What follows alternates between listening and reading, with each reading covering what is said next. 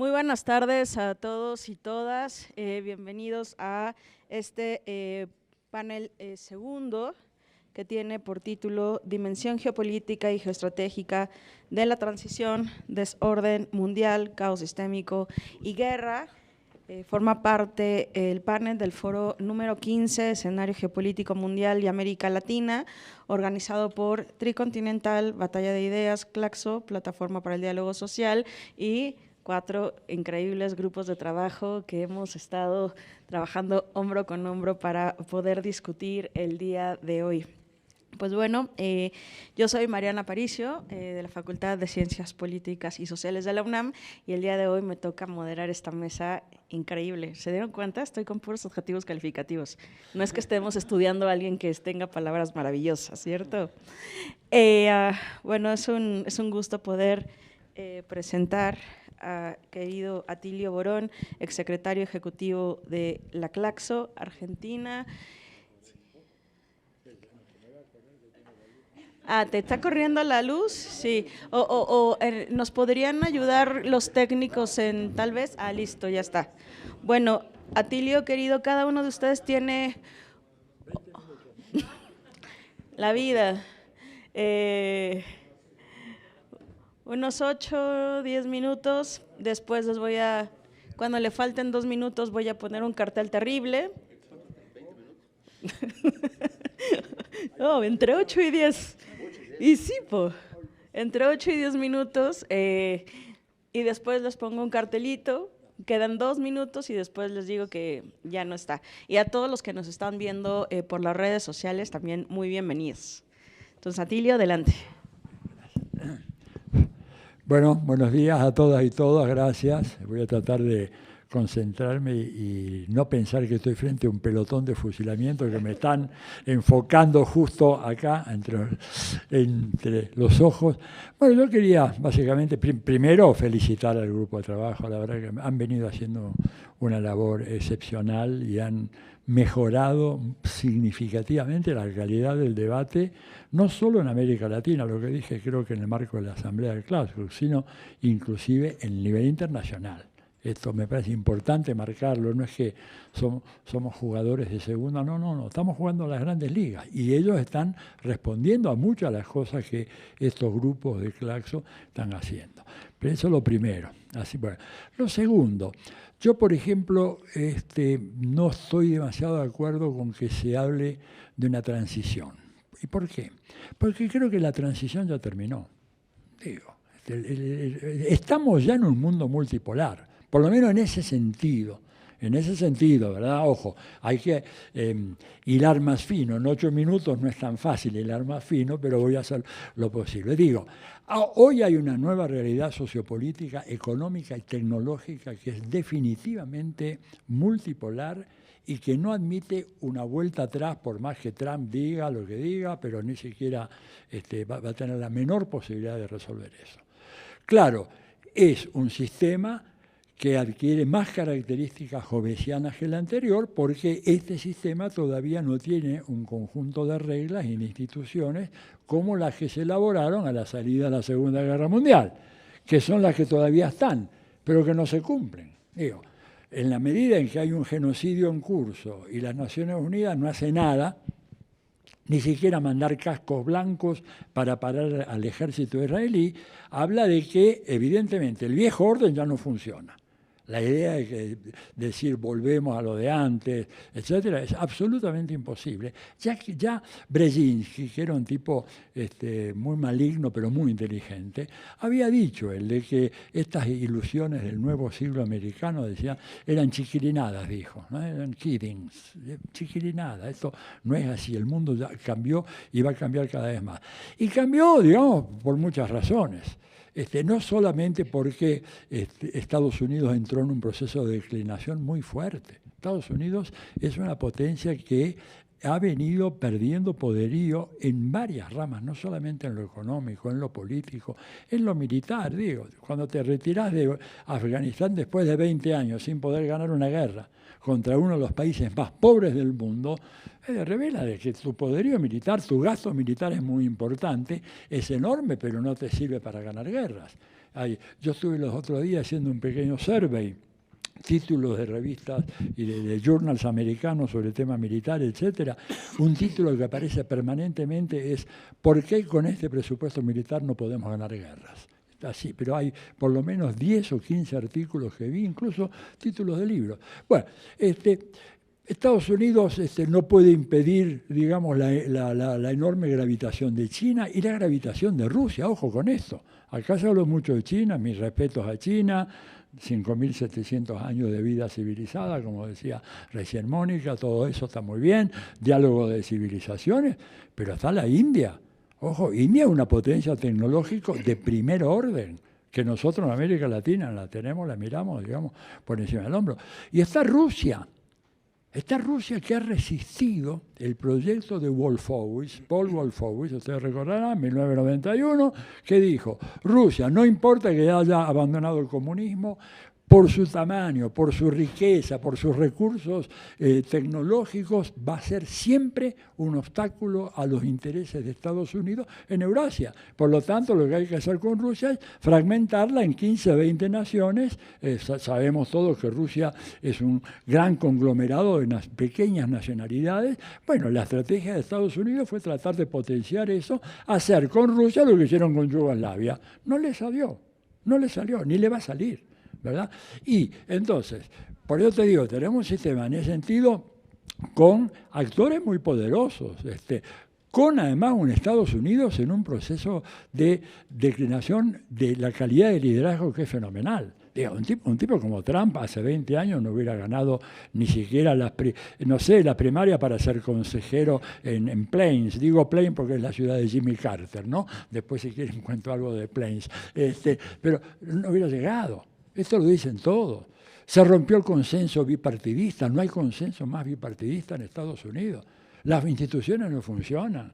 Hay una rebelión social latente. Digo, yo nunca vi, tal vez alguno de ustedes pueda ayudarme, haya visto, ¿verdad? Rebelión de migrantes mexicanos quemando un automóvil de la policía de Los Ángeles haciendo flamear la bandera mexicana. Eso es una cosa que habla, digamos, de una debilidad estatal fenomenal. Y después, digamos, se le viene abajo el dólar. Usted dirá, este está exagerando. Bueno, a ver, dólar. En 1944, con 35 dólares, que acá Gabriel Merino podía comprar 35 onzas de oro, ¿verdad? Perdón, una onza de oro, con 35. Hoy necesitas 2.700 dólares. Y esto explica la 5R que decía Mónica. Explica que, por ejemplo, el SWIFT famoso, que es un sistema con el cual se castiga a países como Cuba, Venezuela, Rusia, Corea del Norte, etcétera, ya esté cada vez más siendo marginado, porque Rusia ha tenido una enorme expansión de sus exportaciones y está cobrando al margen del SWIFT. Y no hablemos de la cosa tecnológica.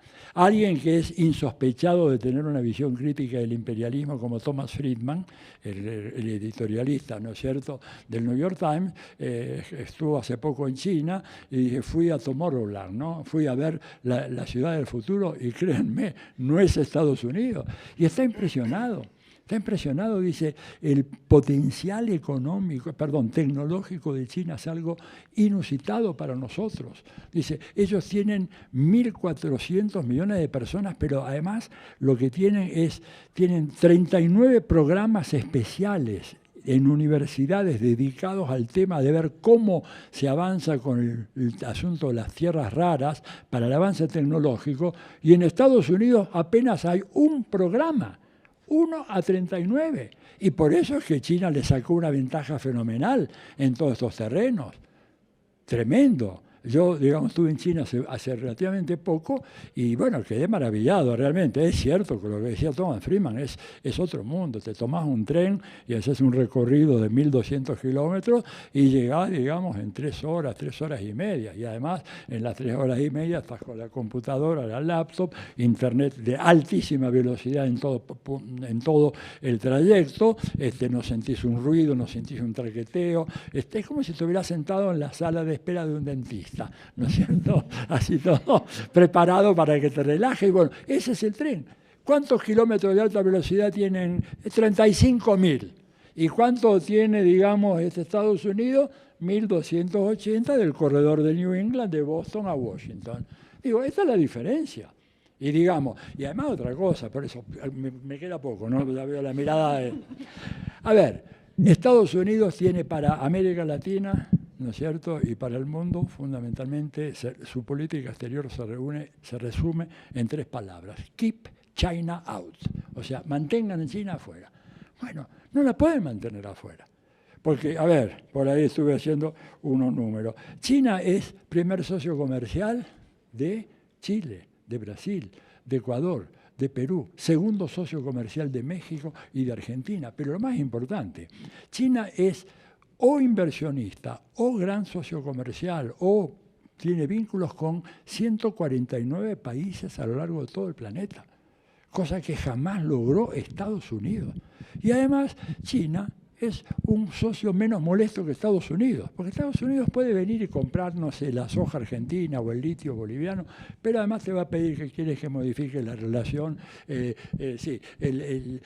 modifique, por ejemplo, las normas que regulan los matrimonios y prohibir el matrimonio homosexual o prohibir el tema de la identidad de género, o no te va a pedir que cambies la Constitución, o no te va a pedir que prohíbas al Partido Comunista o prohíbas al movimiento campesino. Es decir, China hace negocios y no tiene la misión profética, mesiánica.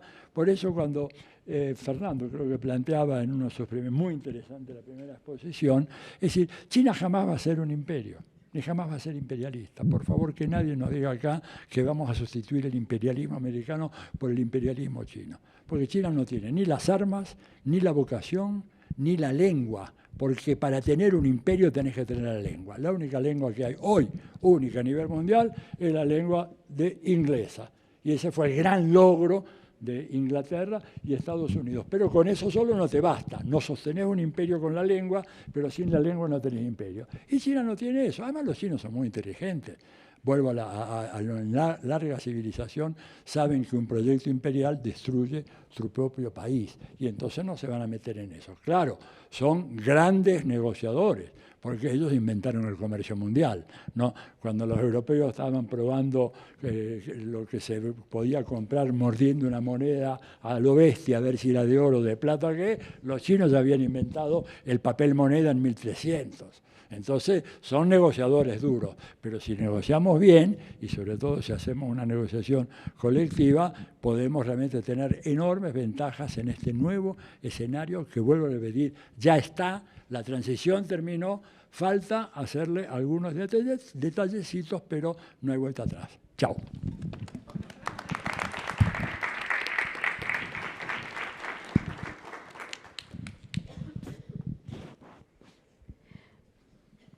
Muchísimas gracias, Atilio. Estoy impresionada.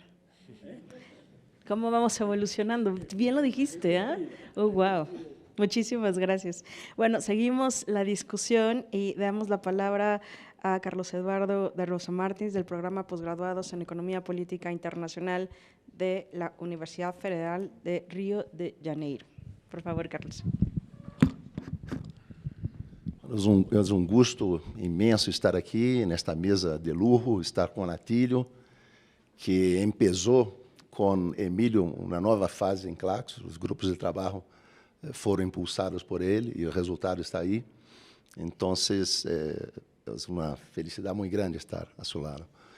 Eu penso que estamos em uma fase de câmbio muito profundos na economia mundial. É absolutamente claro que a hegemonia dos Estados Unidos chegou a uma situação de colapso. Terminou essa hegemonia, e não somente terminou a hegemonia, mas também terminou a capacidade dos Estados Unidos, incluso por seu poder duro, estabelecer qualquer tipo de ordem mundial. O fracasso do projeto de asfixiar a Rússia financeiramente, militarmente, comercialmente e politicamente é um sinal muito claro disso.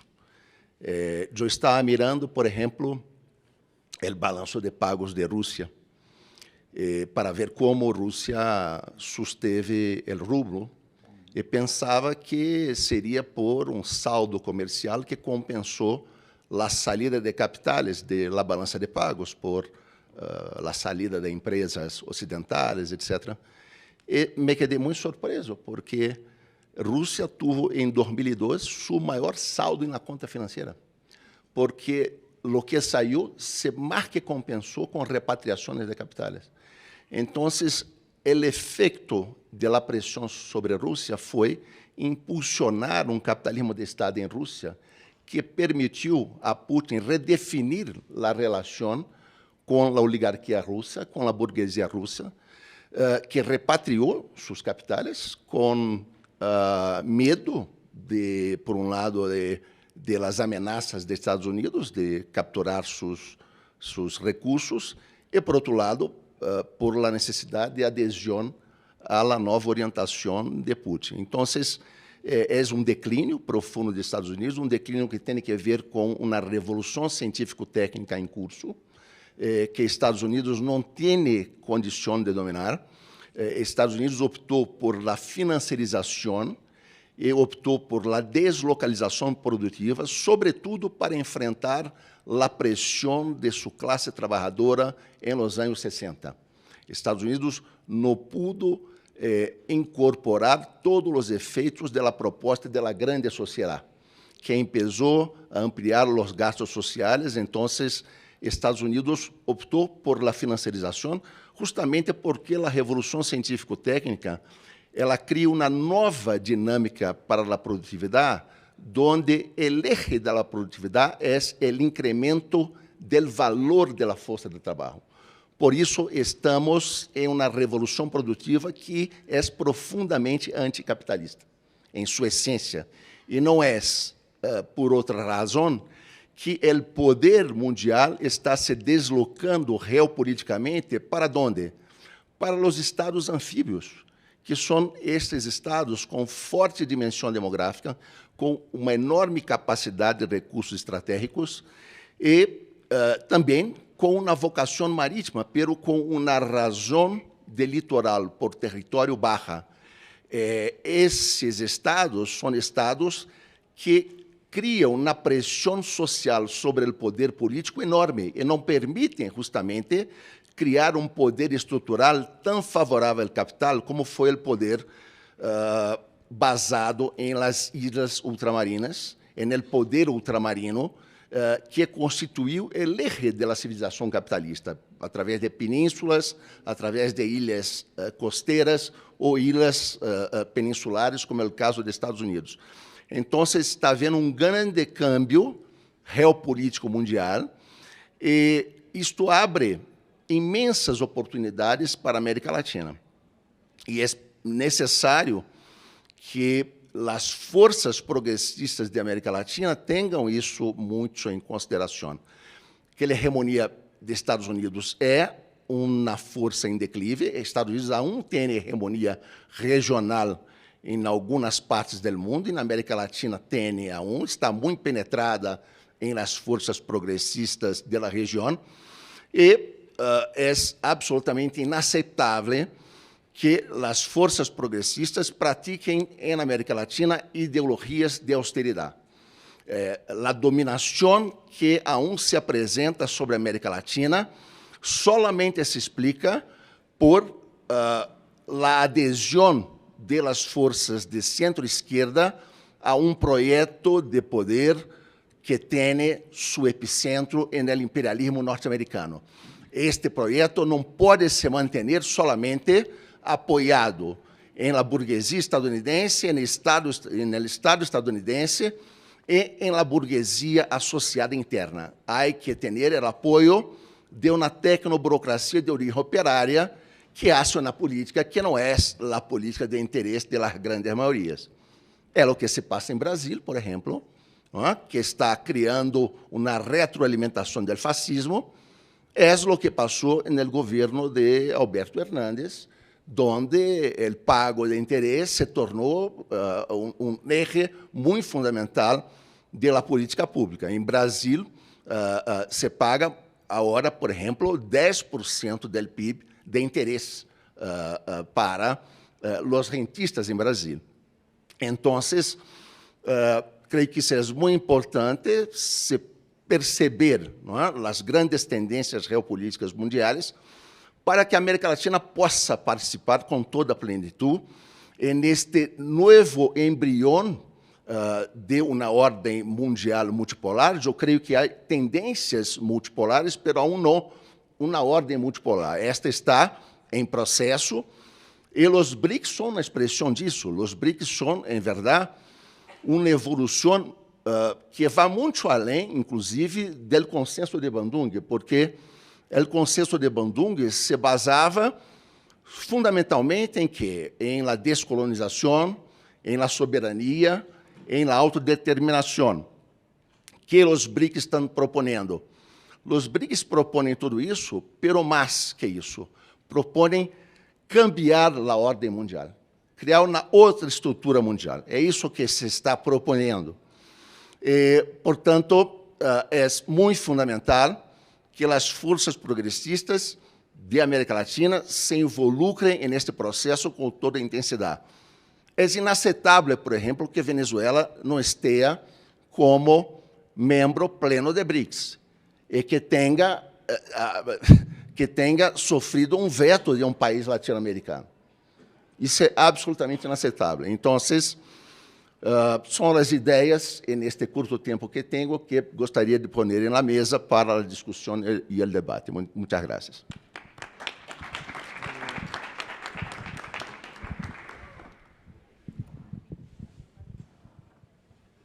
Muchas gracias. Muchísimas gracias, Carlos Eduardo, por esta reflexión. Sigamos entonces con el panel. Damos la palabra ahora a Gabriel Merino, del Instituto de Investigaciones en Humanidades y Ciencias Sociales de la Universidad Nacional de La Plata, CONICET, Argentina. Por favor, si nos ayudan con la presentación de Gaby. Bueno, muchas gracias. Ahora me toca esta parte, pero son poquitas, es simplemente para graficar algunas cuestiones.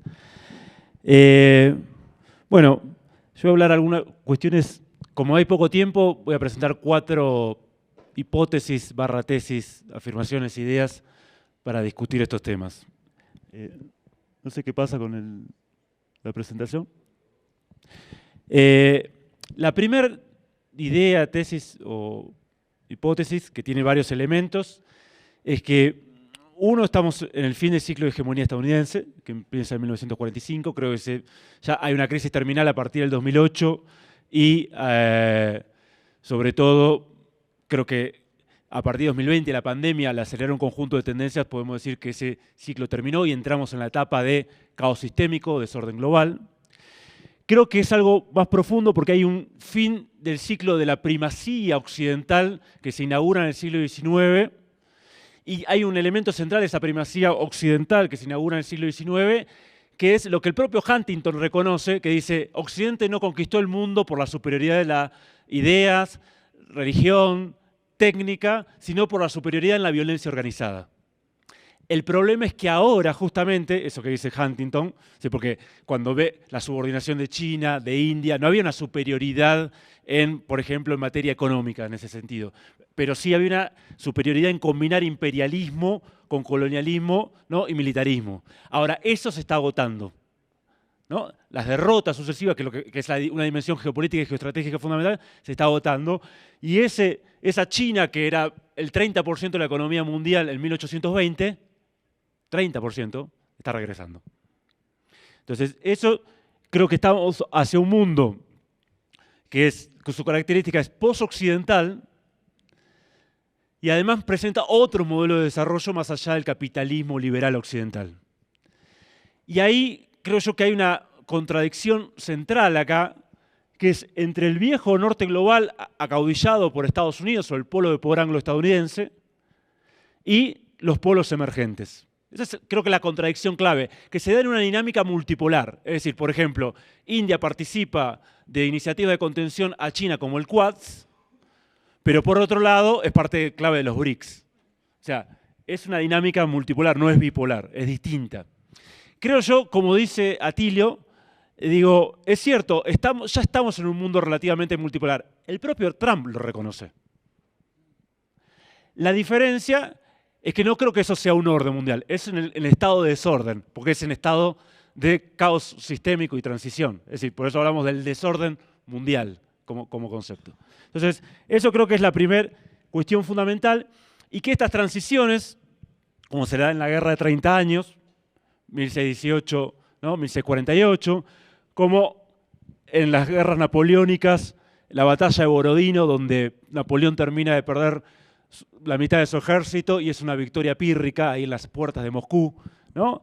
En la guerra napoleónica de principio del siglo XIX, o en la Primera Guerra Mundial, ahí es Borodino, acá perdón, Primera Guerra Mundial, o la Guerra Civil Española con el Guernica, porque también no son solo guerras interestatales, sino que los estados están atravesados por guerras o por conflictos políticos sociales, porque esta lucha entre fuerzas sociales atraviesa los estados, ¿no? Porque se exacerban estas transiciones de poder, la competencia interestatal, pero también la lucha entre fuerzas sociales que atraviesan los estados y, en ese sentido, también el conflicto de clase. La segunda tesis o idea fundamental es que, a diferencia, o sea, el occidente geopolítico conceptualiza este proceso como una nueva Guerra Fría.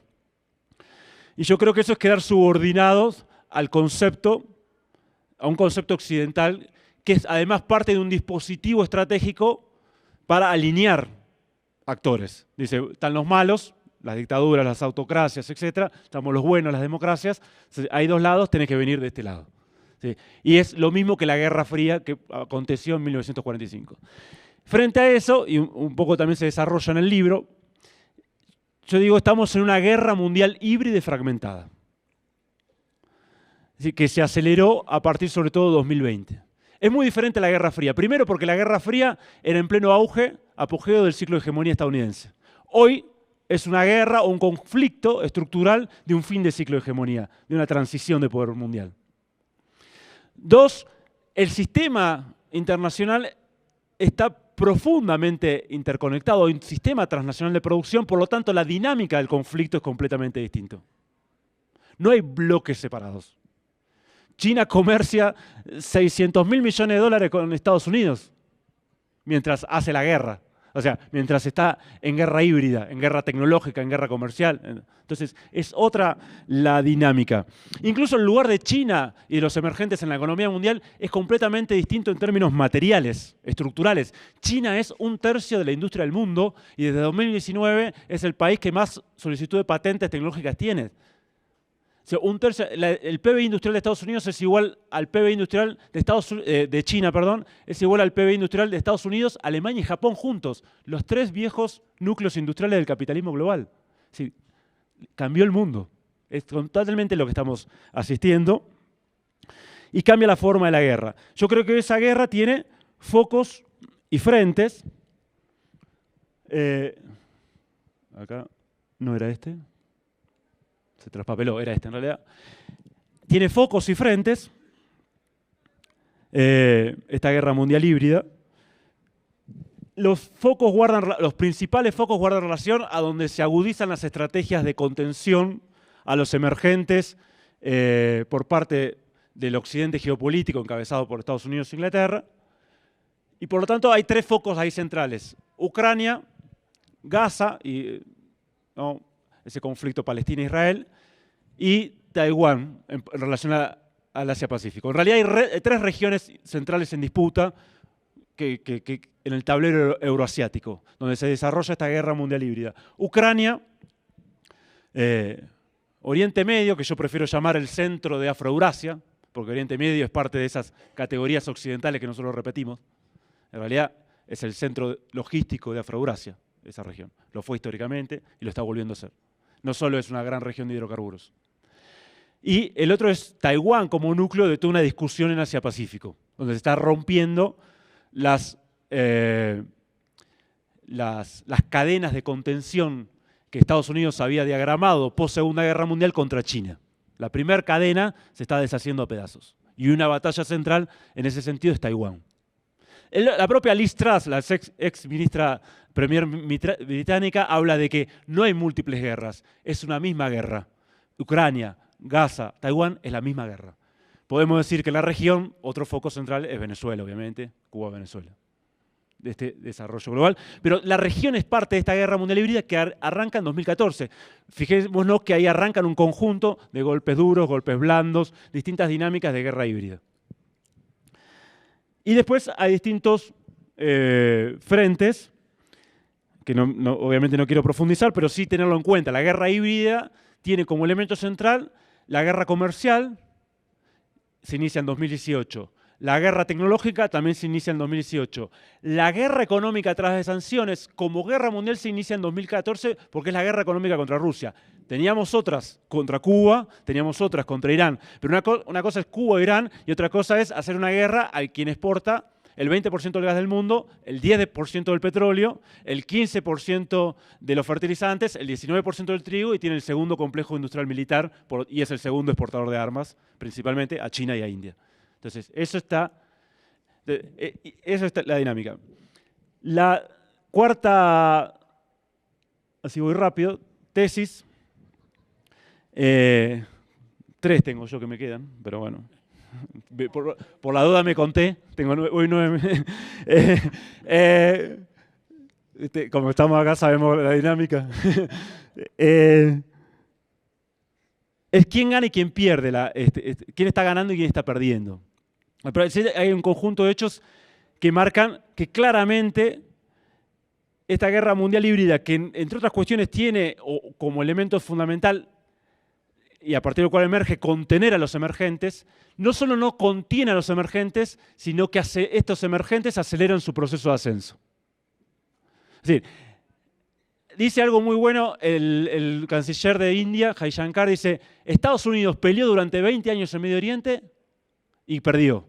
China no tiró una sola bala en Oriente Medio durante 20 años y ganó. Eso dice, ¿no? Así Jaishankar. Y lo mismo, es decir, la victoria de Rusia en Ucrania, que ya es un hecho prácticamente. Con lo que eso significa un conflicto que, como dijo Atilio, arranca en el 91, se agudiza en 2004, aparecen las primeras contradicciones, 2014 estalla, 2022 se acelera. Pero esa victoria es clave.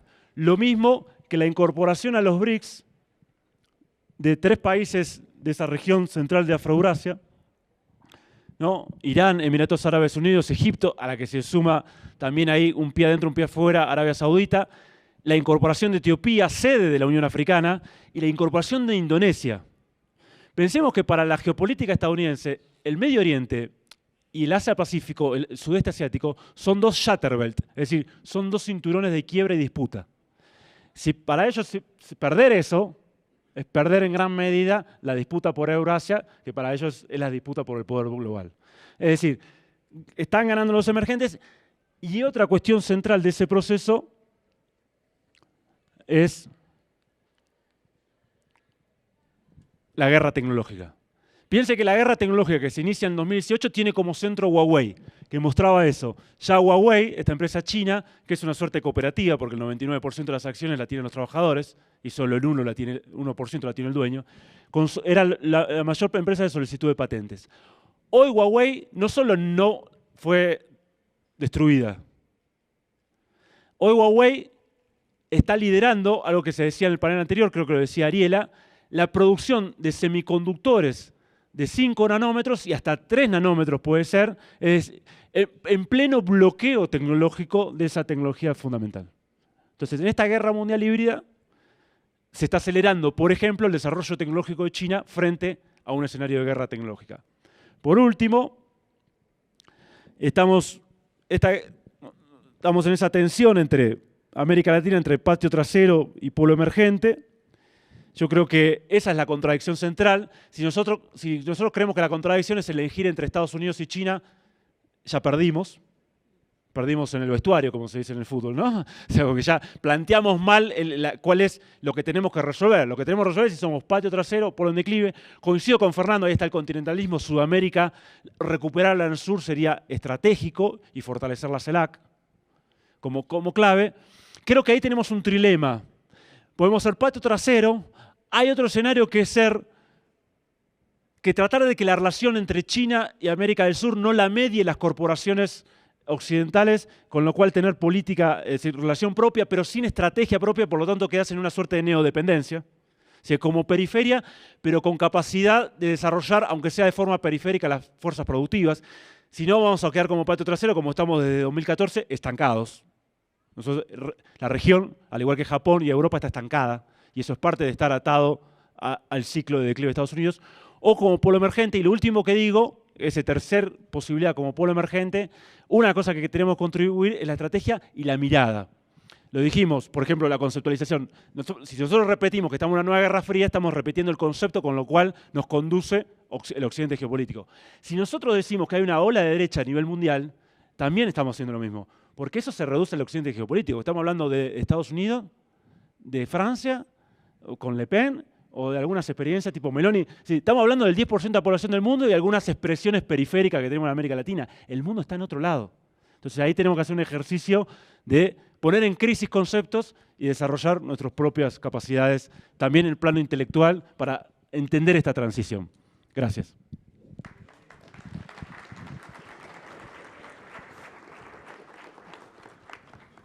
Muchísimas gracias, Gabriel, por la reflexión.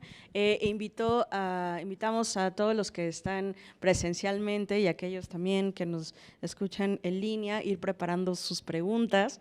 Estamos logrando la meta de poder dialogar un poco más con quien nos acompañan, y voy a presentar a Lil María Pich Hernández. Por favor, si pueden ayudarnos con la presentación.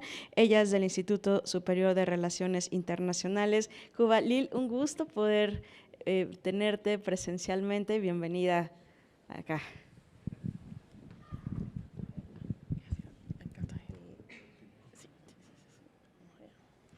Bueno, ¿quién fuera del instituto todavía? Ya me gradué ya. Sí. Pero buenos años, y de esa época, entonces, dado también muchos de estos intereses, sobre todo en lo que tiene que ver con el capitalismo contemporáneo, principales tendencias, principales categorías, y por supuesto el papel del conocimiento, de la innovación, de las revoluciones tecnológicas en ese desarrollo que ha tenido el capitalismo, que nos ha traído hasta acá, y en el futuro que le espera a la humanidad. Entonces, esta investigación sobre la economía del conocimiento y el lugar del conocimiento como componente del capitalismo contemporáneo es parte de mi investigación de doctorado, y bueno, traigo acá, según el tiempo que tengo, que dé algunas ideas principales sobre esta investigación. Por supuesto, partimos de ver un gran cambio en lo que tiene que ver con la revolución en la logística mundial, el cambio de hegemonía, el ascenso de nuevas potencias, y bueno, usando algunos indicadores que llaman la atención sobre esos cambios. Tenemos, por ejemplo, a la izquierda, países que tienen a Estados Unidos como su principal socio comercial, cómo ha cambiado ese mapa del 2000 al 2024, y a la derecha tenemos entonces cómo ha disminuido la dependencia de China con respecto a Estados Unidos, mientras que, por el contrario, aumenta la dependencia de Estados Unidos con respecto a importaciones que vienen de China. Lo otro es el grupo de los 7. Y bueno, según Statista, la composición que debería tener, a ver cómo funciona, la composición que debería tener el G7, si nos vamos a fijar por la contribución que hacen al PIB global, como el G7, las economías tradicionales ya no deberían ser las primeras 7 grandes economías, y luego como al avanzar las diferentes décadas, diferentes compañías, casi todas, y eso es muy llamativo, intensivas en conocimiento del área de la innovación tecnológica, están reclamando los primeros lugares de las últimas 2 décadas, y cómo independientemente de la primacía, ¿no?, de la cantidad mayor que aún tienen compañías estadounidenses, ya en los primeros lugares se han colocado compañías chinas con una posición muy ventajosa. Con respecto al crecimiento también del BRICS y de su contribución al PIB global, también vemos un ascenso de la participación de estas economías, y estamos hablando de los BRICS tradicionales. A la derecha tenemos los BRICS actuales, con la suma de las economías que tenemos en la escala de verdes, y llamemos la atención, por ejemplo, a la tercera columna, con la adición de Emiratos Árabes Unidos e Irán a los BRICS ya controlan cerca del 30% de la producción mundial de petróleo. Y bueno, dentro de el ámbito tecnológico, dentro del ámbito de la innovación, también llama mucho la atención muchas de las tendencias que ya se habían debatido antes, pero bueno, traigo este gráfico para llamar la atención con una sola imagen vale más que 1000 palabras a veces, ¿no? Aquí tienen el aumento de la intensidad tecnológica de China con respecto a Estados Unidos. Todavía no lo alcanza, pero está casi ahí. Nos referimos a intensidad tecnológica cuando hablamos de gasto, ¿qué por ciento representa el gasto en investigación y desarrollo del PIB de una nación? Y luego a la derecha tenemos un caso de estudio del que ya se había hablado, cómo DeepSeek alcanzó a las principales inteligencias artificiales desarrolladas por Estados Unidos en un tiempo récord. De hecho, de enero del 2024 a febrero del 2025, con una rapidez impresionante.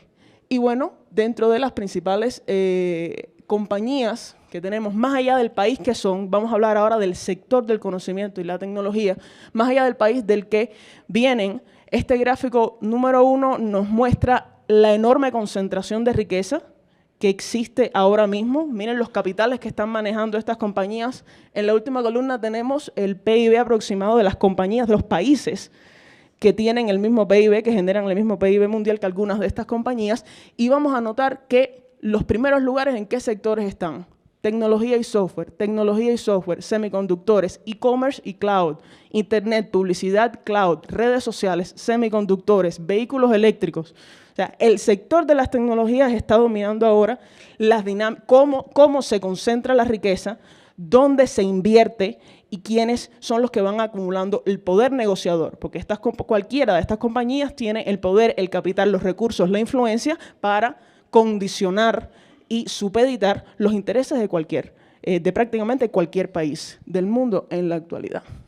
Luego, en la investigación, buscamos mezclar, interrelacionar y sintetizar 3 enfoques que tienen que ver con la ciencia y la tecnología. El primero es la teoría de los ciclos de innovación, la que presenta Schumpeter en la década de los 40. Según esta teoría, la innovación no solo es un motor del capitalismo contemporáneo, o sea, de las economías y de la industrialización, sino que también marca una pauta en la rapidez con la que transitan las sociedades, en la rapidez con la que las propias innovaciones son capaces de introducirse y hacer cada vez cambios más significativos y más masivos en menos tiempo. Y según esta teoría, y se ha probado por dinámicas, estadísticas, etcétera, cada vez se acorta más el tiempo entre las revoluciones. En los ciclos de innovación demoran menos, porque cada tecnología que prepara mejor las condiciones para las tecnologías que van a venir después. O sea, no pudiéramos pensar en inteligencia artificial si el Internet no hubiera sido creado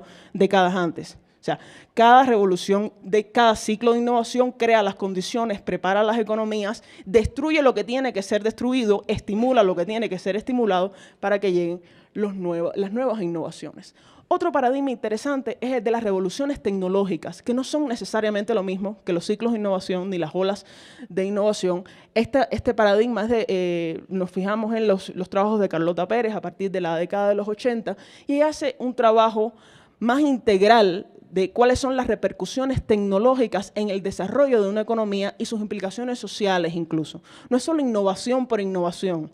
A veces los tecnócratas o los tecnólogos pecan de separar la innovación y la ciencia del resto de los ámbitos sociales, de las dinámicas económicas. Carlota revierte todo esto y, de hecho, según su esquema, estamos en la 5ª revolución tecnológica. Y bueno, hay otro esquema que tiene que ver con las revoluciones industriales. Las industrias 1.0, 2.0, bueno, la 4.0 fue declarada desde el 2011 y tiene que ver con sistemas cibernéticos, Internet de las cosas y redes. O sea, redes involucra todo, la forma de interconectar el conocimiento desde la descripción del genoma humano, que se logró describir hace pocas décadas, hasta la creación de la inteligencia artificial.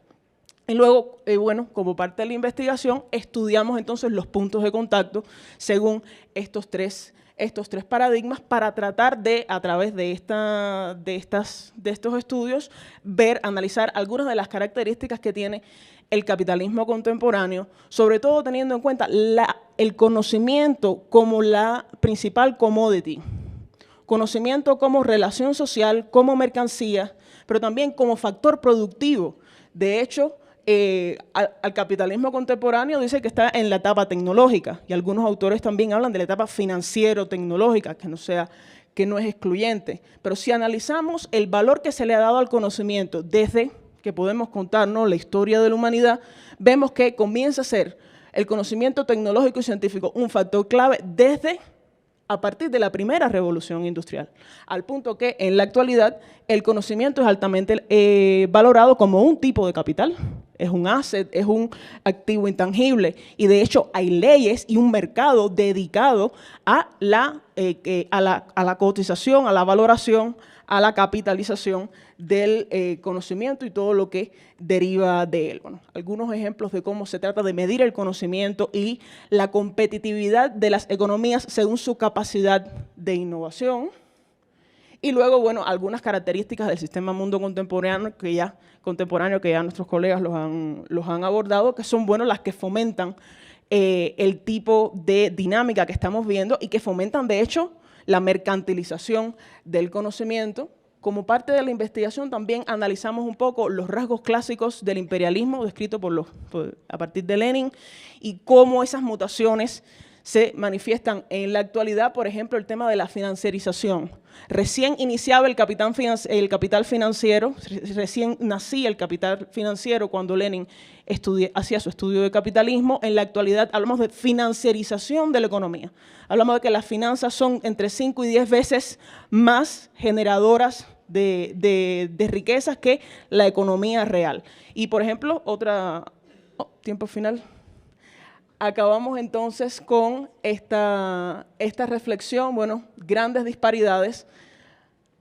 Buscamos con esta presentación superar la noción de economía del conocimiento como una fase del capitalismo, como un modelo al que todo el mundo puede aspirar, que es lo que presenta el Banco Mundial o el Fondo Monetario Internacional, ignorando por completo las condiciones de desventaja a las que llega a la contemporaneidad los países del tercer mundo y los grupos del sur global, y luego superar esa visión de la economía del conocimiento y empezar a ver el conocimiento, la gestión del conocimiento como un componente central del capitalismo contemporáneo. Esa es la tesis que defendemos en la presentación. Y bueno, también abordamos los desafíos del conocimiento como mercancía. El conocimiento no cree en escasez, no se agota cuando lo da, de hecho se multiplica. Y esa característica del conocimiento, de hecho, es lo que pone en crisis, también contribuye a la crisis, a las contradicciones de fondo teóricas, prácticas del capitalismo contemporáneo.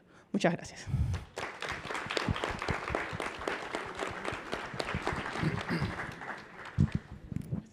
Muchísimas gracias. Listo. Voy con los besitos. Muchísimas gracias, Lil, por tu reflexión. Bueno, tenemos tiempo para poder conversar. Si van levantando su mano para darles la palabra. Y mientras tanto, quiero invitarlos para poder buscar, tienen de acceso libre abierto en la versión digital, 2 textos de colegas de nuestros distintos grupos, Nuestra América Latina, el libro que aquí ven enfrente, Estados Unidos y China, Transición Geopolítica del Sistema Mundial, el libro que otros colegas junto con Carlos Eduardo presentaron en esta semana también, Hacia la Tercera Guerra Mundial, ¿no? Se cuestionan eso. Y bueno, como hemos hablado de una persona recurrentemente, pues bueno, el boletín número 13 del Grupo de Trabajo de Estudios sobre Estados Unidos analizan los colegas los 100 días de Donald Trump. Todos estos pueden encontrarlo de formato libre en versión digital, pero si les gusta el papel y son románticos, pues bueno, pueden estar aquí abajito por ellos. Adelante, por favor. Bueno, primero una buena noticia que los compañeros de la técnica que están haciendo la transmisión en vivo además nos permiten extendernos hasta 12:15, así que tenemos media hora para el debate. Lo segundo, felicitar a los cuatro presentaciones brillantes. Todos son miembros del Grupo de Trabajo de Estudios sobre Estados Unidos, más Atilio, que siendo secretario ejecutivo en el 2004 junto a Marco Gandassi, tuvieron la fenomenal idea de constituir este grupo, así que bueno, es el 7º libro que estaba comentando recién Mariana, y justamente se abre con 3 capítulos, el de Gabriel, el de Carlos Eduardo y el de Atilio, así que algunas de las cosas que dijeron están más desarrolladas ahí. No quiero que se peleen, pero los voy a provocar. Atilio dijo, no hay que hablar más de transición, la transición ya terminó, estamos ante un mundo multipolar. Carlos Eduardo dijo, en cambio, hay tendencias multipolares, pero no hay aún un orden multipolar. Y Gabriel dijo, estamos ante un fin de ciclo de la hegemonía estadounidense, pero que abre un caos sistémico o desorden mundial. Bueno, ¿pueden en esos matices profundizar? Gracias, Lean. Por favor, si pueden venir acá para dale. Bueno, felicitaciones al panel, muy bueno, tuvieron todos los ponentes. La pregunta mía va referida, ¿qué importancia tiene lo que está sucediendo en el nodo central del capitalismo mundial, que sería el territorio de Estados Unidos, y la confrontación interna entre 2 proyectos estratégicos que están en pugna y que estamos viendo que parece que existe como una guerra fratricida entre esos proyectos, y qué relevancia tiene eso para la multipolaridad mundial? Gracias, Javier, por favor. Hola. Javier Badel, de Apuquiminas. Felicitaciones por el gran panel. Leandro tiró el fuego, yo voy a poner un poquito más de nafta, ¿no?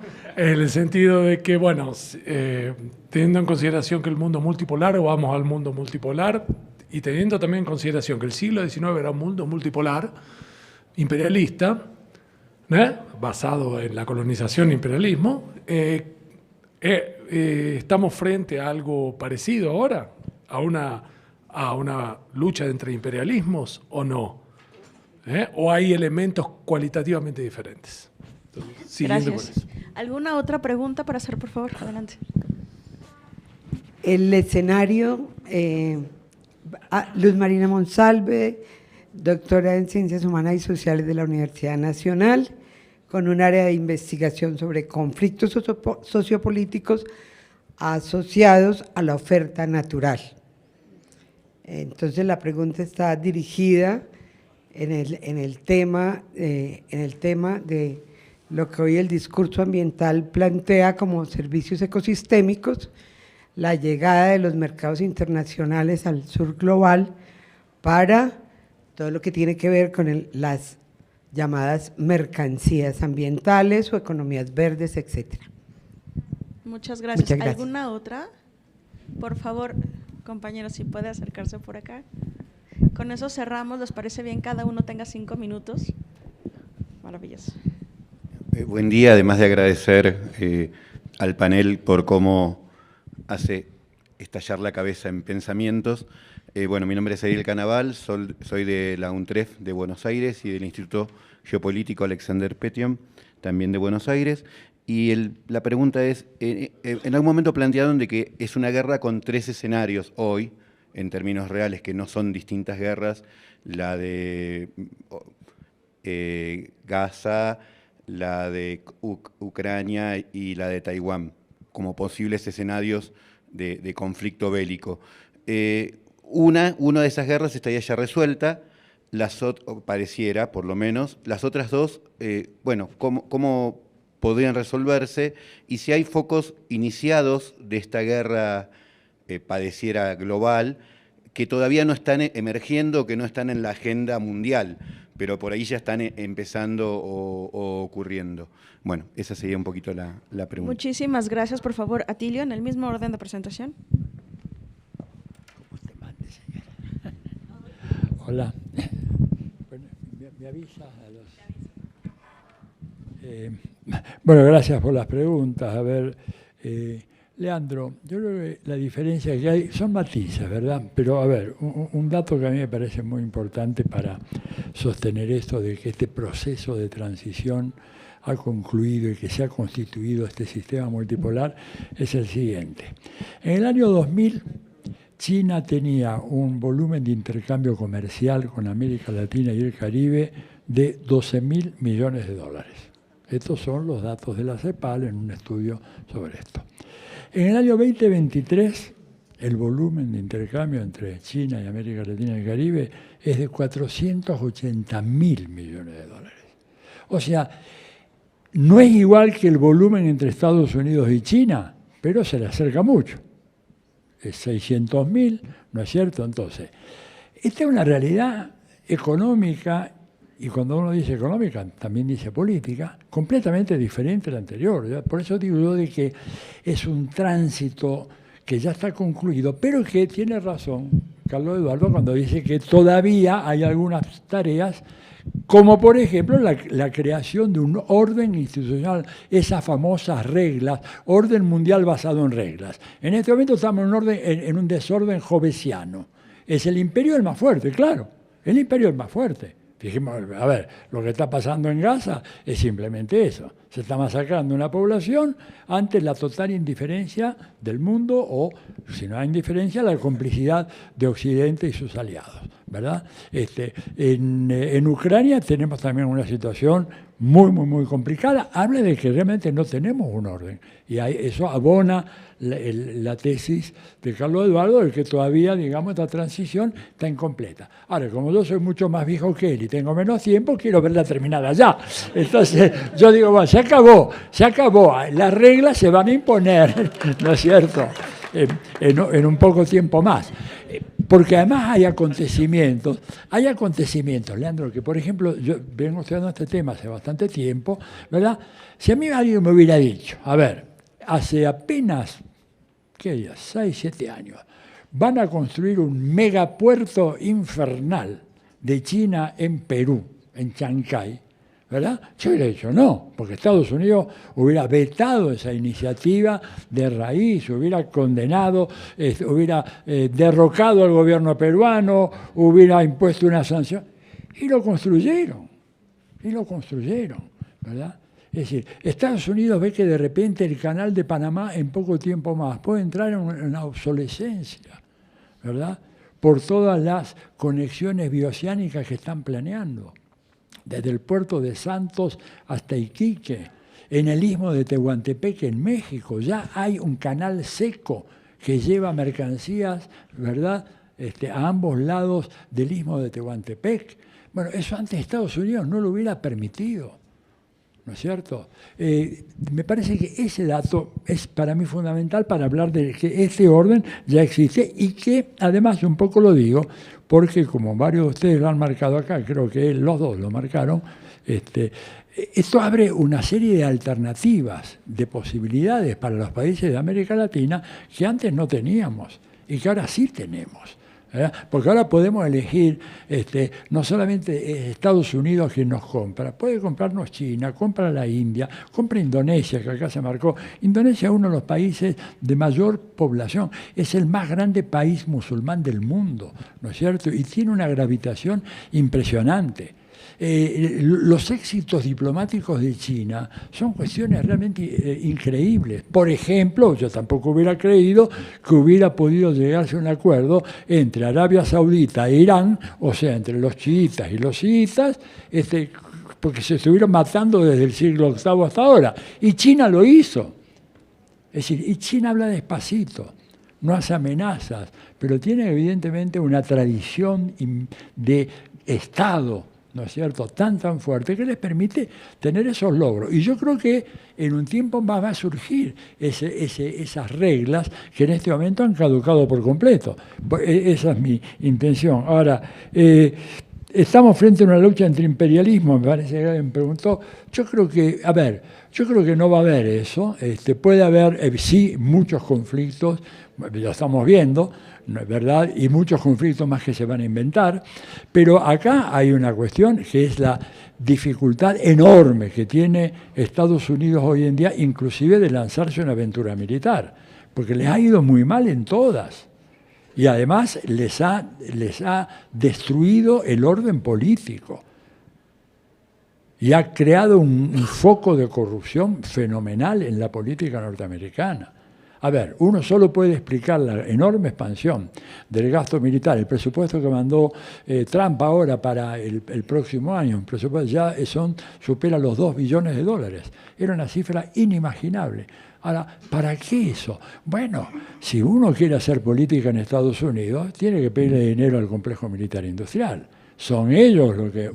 Ellos, más la industria farmacéutica, más 2 o 3 ramas industriales más, ya termino, son las que financian la campaña de los políticos. Y cuando la financian, una vez que ganás, pasan por ventanilla y dicen, mira, como le dijo Elon Musk, yo te puse 300 millones de dólares para tu campaña, ahora quiero ser el reordenador del aparato estatal y creando la famosa DOJ, que ya vimos los resultados desastrosos que ha tenido. Bueno, paro aquí.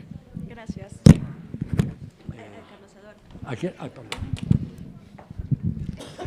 Sim, eu penso que, em verdade, há uma unidade dialética entre eu, Atílio e Gabriel. Estamos vendo diversos ângulos de um mesmo processo.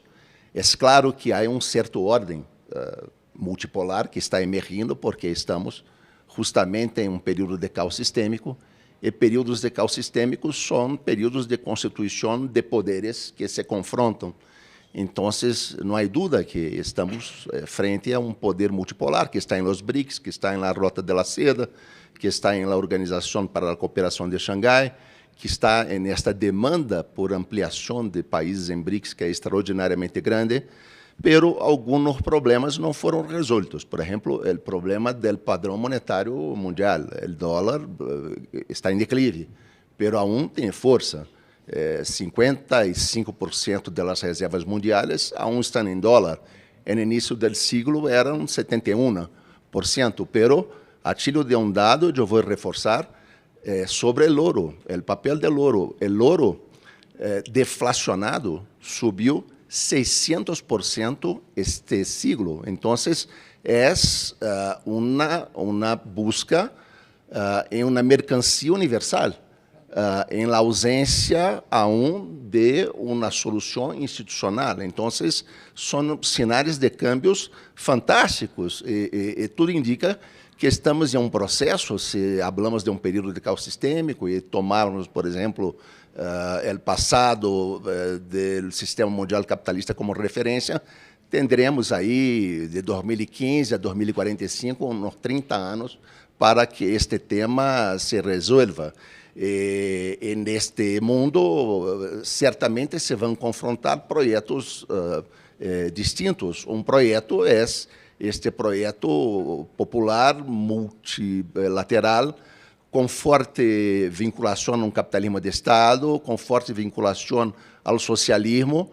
E outro projeto é um projeto de convergência entre liberalismo e fascismo que está se desenvolvendo no mundo. Então, isso se está impulsando e não será uma divisão geopolítica no mundo, porque se trata de uma confrontação de classes profunda que estamos vendo agora, por exemplo, em Estados Unidos, em las manifestações de Los Angeles.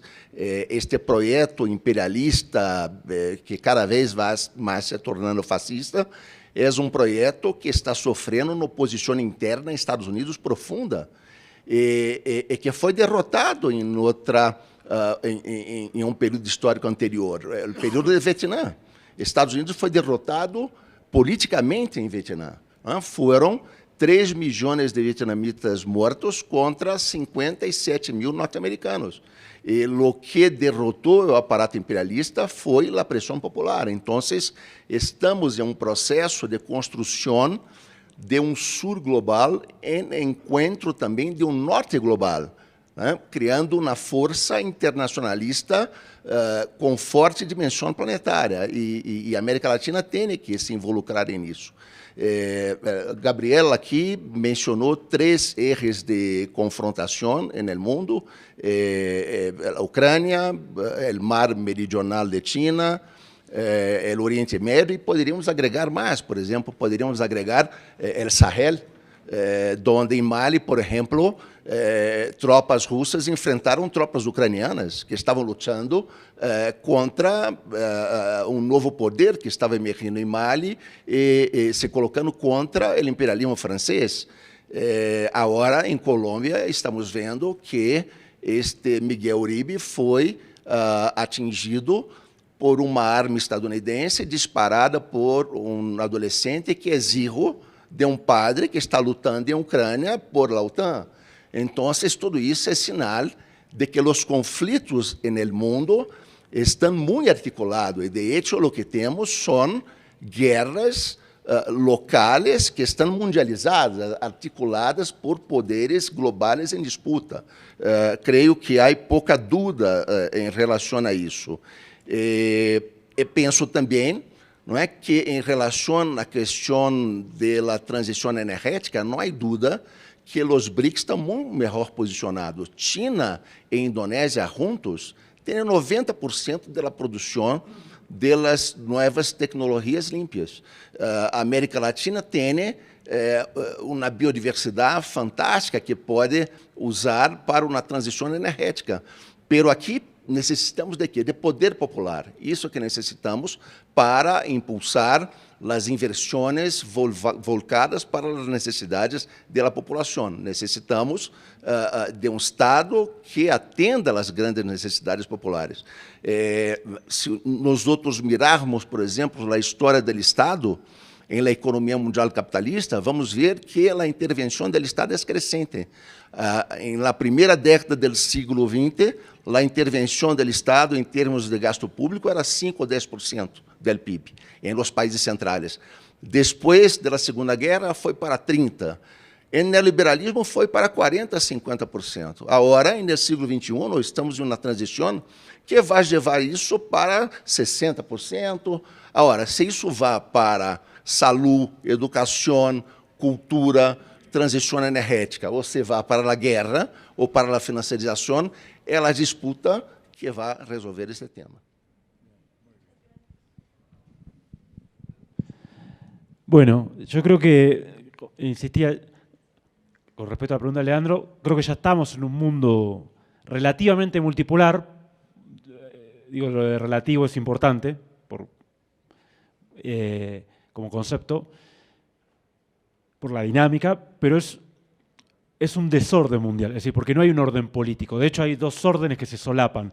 Un nuevo orden multilateral emergente, porque yo llamo orden a ese orden político, el sistema institucional de mediaciones, de ideas que organizan el sistema mundial. Entonces hay un nuevo orden emergente, pero hay un viejo en declive, y conviven, y disputan, pero cooperan a la vez. China es un actor fundamental en el creador de nuevos ordenamientos, como los BRICS, como el nuevo Banco de Desarrollo, como una posible moneda y otras instituciones, pero a su vez China también participa en el FMI, en el Banco Mundial, y así podemos ver, eso se está solapando. Pero hay un desorden porque además la dinámica es de desorden. No hay mediaciones, no hay árbitro. De hecho, Estados Unidos se corrió de árbitro. Y dijo, yo soy parte de la guerra, de la competencia estratégica. El segundo punto tiene que ver con eso, que la pregunta de Javier. Bueno, hay que ver, a veces nosotros usamos los conceptos, pero multipolaridad puede ser dentro de un ciclo de hegemonía. Los británicos, como decía Javier, y yo lo uso siempre, era una dinámica, hay un hegemón, los británicos, que acaudillaba un conjunto de imperios que se encargaron de conquistar el 84% del mundo, prácticamente la totalidad. Los franceses, los belgas, los holandeses. Entonces, la clave es que hoy la multipolaridad es la forma de la dinámica geopolítica que adquiere el proceso de quiebre de una hegemonía. Es algo mucho más profundo. Y la clave de eso es que de las 6 dimensiones de poder fundamentales que están en disputa, ya no hay casi monopolio del norte global, salvo en una. Si nosotros analizamos 6 dimensiones de poder, la tecnológica industrial, esa está completamente en disputa. No quiero poner datos para no alargar la respuesta, pero ya lo dijimos algunos de ellos. La cuestión de defensa, ya no hay supremacía de Estados Unidos. De hecho, el desarrollo de misiles hipersónicos por parte de China y Rusia desarticularon gran parte de la proyección de poder naval de Estados Unidos.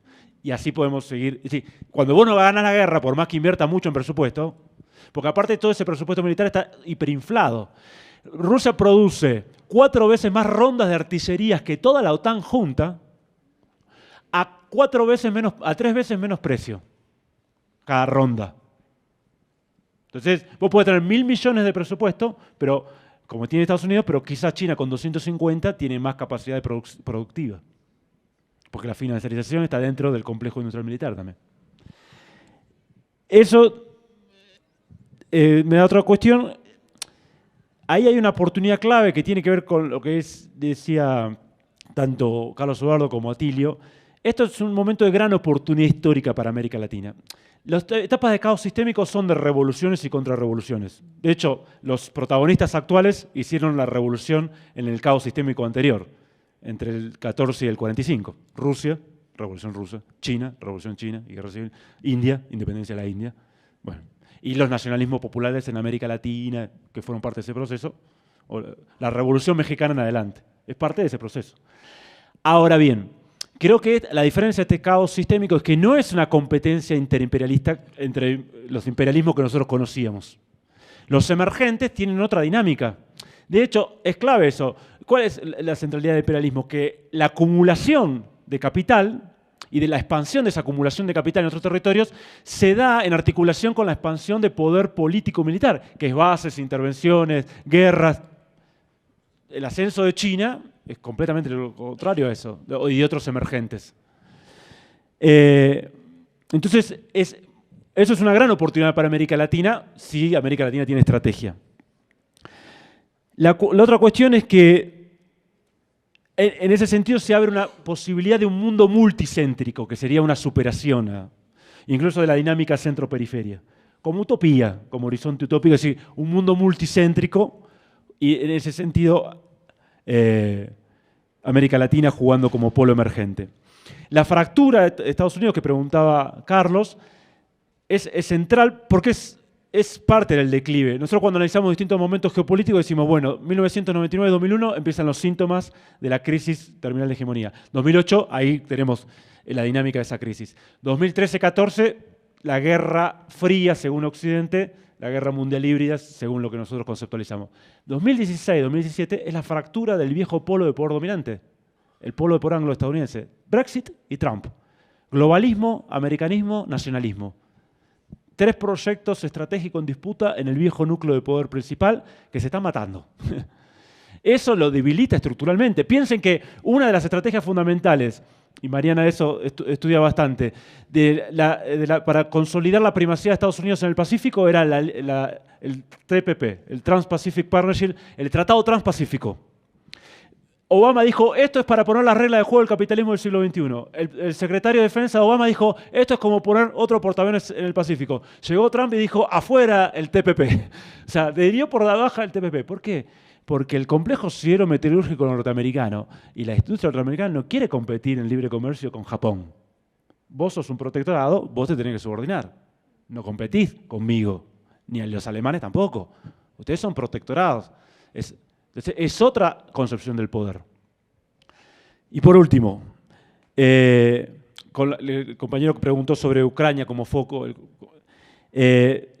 Una dinámica de la cuestión de la guerra en Ucrania, yo digo, Rusia ganó. ¿Por qué ganó? Porque en gran medida los objetivos que tenía Estados Unidos, resumidos en el informe de la RAND Corporation 2019, que decía sobreextender y desequilibrar a Rusia, es el título. Lo pueden buscar en internet, de la RAND Corporation, un think tank del Pentágono de Estados Unidos. Decía, y una de las formas de sobreextender y desequilibrar es agudizarle el conflicto en Ucrania y que Rusia tenía que hacer un esfuerzo bélico que no pueda financiar y que además la multiplicación de sanciones económicas iba a destruir a Rusia y lo iba a sacar como jugador geoestratégico global. Iba a ser apenas una potencia regional. Esa era la concepción, sobre todo de los globalistas y algunos de los neoconservadores. Bueno, pasó todo lo contrario. Y de hecho, hoy los globalistas mismos reconocen que no vamos a poder recuperar los territorios que ocupa Rusia. Nosotros no le podemos ganar por las armas a Rusia. Vamos a tener que aceptar que no entra la OTAN a Ucrania. O sea, todos los objetivos que tenía Rusia. Y Rusia está creciendo al 3%, agudizando su relación con China, pero también con India. India pasó a comprar 33 veces más petróleo a partir de 2022 ruso. Entonces, la guerra híbrida lo que tiene es que nunca termina y nunca empieza nada. Se difumina, es pública y privada. Es una guerra irrestricta y todo el mundo está en guerra. Es lo último que digo. Eso, yo hablé de 3 focos principales, pero como le decía Cadu, sí, es irrestricta y todo el mundo, o sea, en esta concepción, y esto lo dicen los chinos, ¿no? Este concepto de guerra irrestricta, sí, a medida que disminuye la guerra convencional y la guerra militar directa, por otro lado todo el mundo aparece en guerra.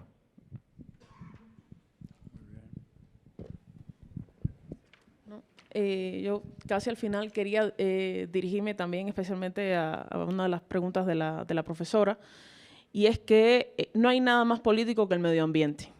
Y de hecho son los recursos naturales, dígase recursos minerales, energéticos o no, que se consideran estratégicos, dígase recursos que vienen de la biodiversidad, recursos vegetales, recursos animales, y el recurso humano, la fuerza laboral, el ser humano. Estos son recursos naturales que están en el centro de las disputas hegemónicas e interhegemónicas a lo largo de la historia de la humanidad. El control de esos recursos es el control de esos recursos y la capacidad de procesarlos y de ponerlos en el mercado es lo que determina en última instancia quiénes son los que están controlando el mundo. Entonces, la mercantilización de la naturaleza resulta ser una de las dinámicas más interesantes del capitalismo de las últimas décadas. Comienza con, bueno, uno de sus hitos es la Escuela Ambiental y de los Recursos Naturales. Hasta la década de los 70, la fábrica que producía desechos tóxicos y contaminaba el río, la contaminación del río era un proceso exógeno al proceso productivo de la fábrica. Sin embargo, con la escuela neoclásica de la educación de la ambiental, de repente la contaminación del río se convierte en una fuente de ingresos, porque yo puedo recibir dinero por no contaminar el río o por proteger el río. Y de hecho puedo pagarle a un tercer país para que contamine su suelo, contamine su mar, y los galones de desechos que yo produzco se los doy y entonces es una fuente de ingreso y una fuente de empleo para el tercer país, que casi siempre, o coincidencia, suele ser un país subdesarrollado, que acepta toneladas de desechos tóxicos y verterlos en sus aguas territoriales. Por no hablar de la noción de simplemente vertir los desechos tóxicos en aguas internacionales. Legalmente es un conflicto tremendo. Entonces, la interiorización de la contaminación y los efectos medioambientales adversos en el proceso productivo capitalista, bajo una noción capitalista y de mercado, es una de las tendencias cuyas repercusiones estamos viendo hoy como parte de la crisis ecológica enorme en la que nos encontramos. Y no podemos solucionar problemas con la misma mentalidad con la que los creamos. O sea, esa idea de las ingenierías, por ejemplo, de crear paneles solares inmensos en el espacio exterior para que el sol entre menos y de menos radiación y poder ralentizar el cambio climático. En vez de hablar de adaptación y mitigación, o sea, contaminar menos, estamos hablando de gestionar la contaminación que hacemos para seguir contaminando y produciendo como hasta este momento, ¿no? Business as usual. ¿Sí? Hacer todo lo posible por seguir haciendo las cosas tal cual las hemos estado haciendo hasta ahora. Eso es una de las tendencias. La otra tendencia es sacarle provecho a cambiar de mentalidad. O sea, el abaratamiento de las energías renovables, por ejemplo, se abre. El abaratamiento de la construcción de carros eléctricos se abre y son oportunidades de inversión para incluso la Shell, ExxonMobil. Son compañías que tienen acciones, que están invirtiendo en energías limpias porque se dan cuenta de que es el futuro. Y otra dimensión política del asunto es quién tiene las reservas de los minerales escasos. Ahora mismo Venezuela, de las reservas comprobadas de petróleo mayores del mundo están en Venezuela.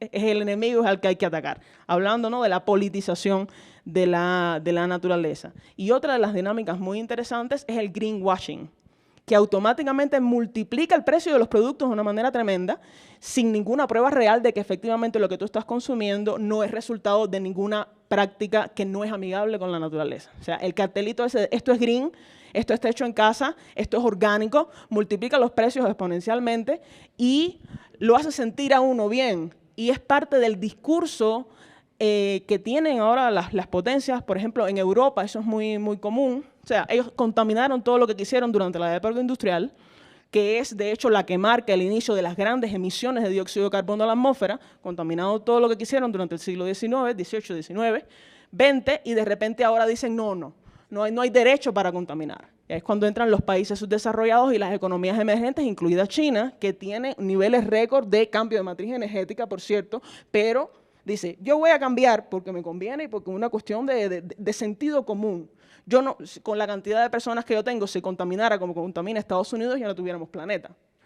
Pero China dice, pero nosotros tenemos derecho a desarrollarnos también. Y entonces entra a jugar el principio de responsabilidades comunes pero diferenciadas.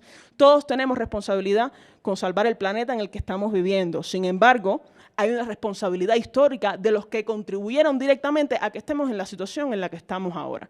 Y esos países, esos primeros responsables, no son ni los pequeños estados insulares en desarrollo, que son los que primero van a desaparecer, ni son los estados menos adelantados, ni son las economías emergentes, de hecho. Entonces, son dinámicas que hay que considerar en el mundo de hoy. Y lo otro es una alerta.